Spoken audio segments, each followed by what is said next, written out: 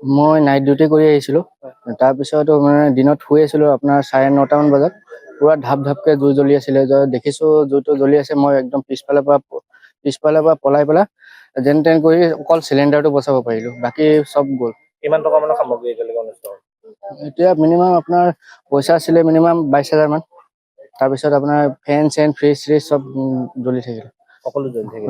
মোৰ নিজৰ মোবাইলটোৱে জ্বলি থাকিলে।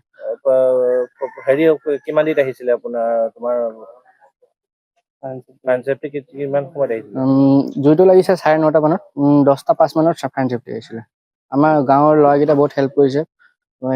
পানী ৰখাই মানে প্ৰায়ভাগ জুইটো ৰখাই দিছে। তাৰপিছত ফায়াৰ চেফটি 10:05 মানে হৈ গ'ল। অকণমান জ্বলি আছিলে বাৰু।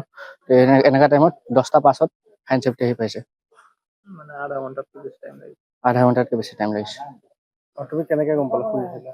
মই যোৱাৰ ভাপতে গম পাইছোঁ, গৰম ফিল হৈছে, তেতিয়া মই গম পাইছোঁ যে জুইটো লাগিছে। মই এনেকা কৰি আৰু কিহৰ পৰা জুইটো হৈছে বুলি সন্দেহ ভাবা? এনেকাটো ইলেক্ট্ৰিচিটি নহ'লে কিবা আৰু এনেকাটো ছাছপেক্ট নাই। ইলেক্ট্ৰিচিটিৰ কাৰণে হৈছে। বাকী চিলিণ্ডাৰটো উলিয়াই দিলা নে? চিলিণ্ডাৰটো ওলাবলৈ কাম হৈছে। যিকোনো খবৰৰ বাবে যোগাযোগ কৰক 9181307221 আমাৰ এই নম্বৰত।